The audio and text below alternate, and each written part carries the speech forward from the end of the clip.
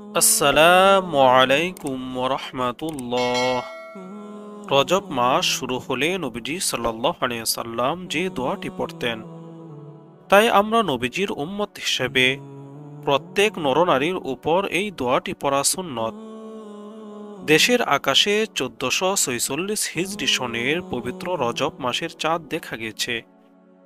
ফলে বৃহস্পতিবার 2 জানুয়ারি থেকে পবিত্র রজব মাস গণনা করা হবে। পবিত্র রমজানের আগমনী বার্তা নিয়ে হাজির হয় রজব। ইসলামে এই মাসের গুরুত্ব ও তাৎপর্য অনেক। বছরের যে 4টি মাসকে আল্লাহ তাআলা শ্রেষ্ঠত্ব ও মাহাত্ম্য দিয়েছেন, সেই আশহুরুল হুরুম বা সম্মানিত মাসের মধ্যে অন্যতম রজব মাস। ইসলামের গুরুত্বপূর্ণ ইতিহাস ও ঐতিহ্যের সঙ্গে রজব মাসের যোগসূত্র ও সম্পৃক্ততা রয়েছে।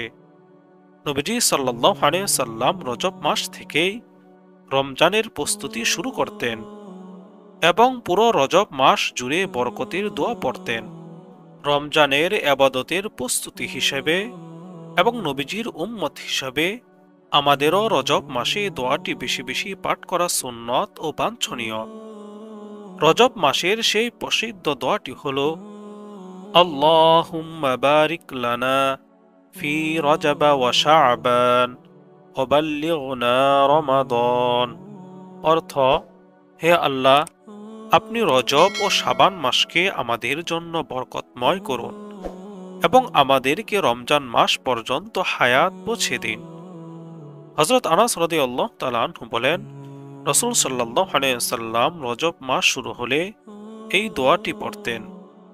আল্লাহ তাআলা আমাদেরকে রজব মাস জুড়ে রাসূল সাল্লাল্লাহু আলাইহি ওয়াসাল্লামের মতো এই দোয়াটি বেশি বেশি পড়ার তৌফিক দান করুন। আমিন।